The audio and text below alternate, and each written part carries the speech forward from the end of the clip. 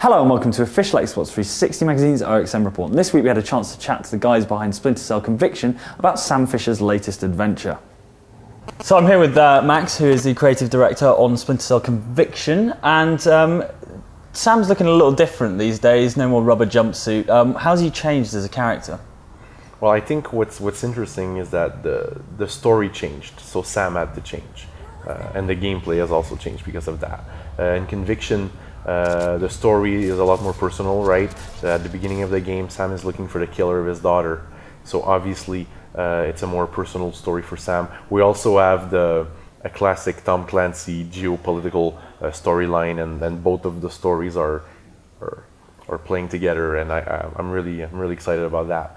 But what's interesting is that now, because Sam is not working for the government, he's not working for Third Echelon, he's not wearing the classic suit, because he's working more in urban environments, and he's basically leading his own investigation.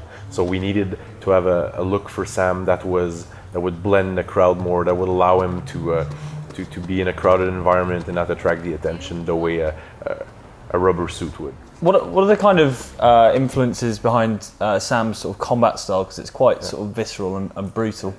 It's actually all inspired by Krav Maga, which is an Israeli defense system. We hired an instructor, a Krav Maga instructor in Montreal, and we worked with him, and it was super interesting because we were talking to him about Krav Maga, and he was telling us the philosophy behind Krav Maga, and it fits very much with Sam in the game. The philosophy is basically do whatever it takes to win, right? There's no rules. Like, everything is fair play, even kicking the balls, like everything's fair play. And that's very interesting because we have a Sam that has nothing to lose in Conviction.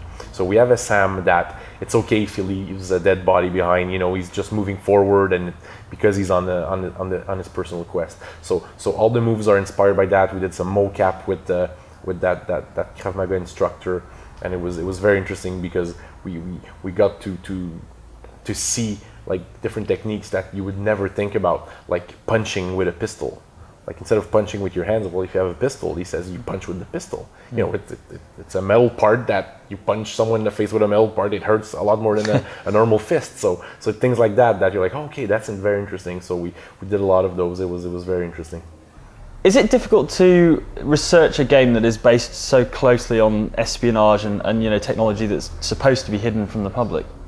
It's the believable future. It's not today, but it's tomorrow, right? So we can, a lot of stuff, like, thanks to the internet, a lot of stuff is available, and a lot of things we can research. The internet is such a great resource for that. We also work with advisors. We have an advisor that I'm not sure what I can say about him, but basically we have an advisor that is working with the U.S. government, and we get a lot of information, obviously, that's very interesting for us about the game, for the game.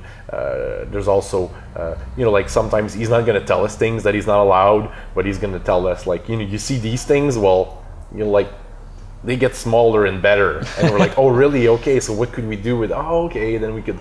So it's very interesting to work with those guys, because it's, we make a game, but these guys they live the game, right? They are, so it's their job. So it's always great to work with resources like that. You never worry that guys in jumpsuits are going to burst through your window? No. I always try to not swear and be nice and polite. And I make sure we take them out for dinner if possible. I think the person that I met that scared me the most was probably the Krav Maga instructor. He was super nice, but I wouldn't want to piss him off.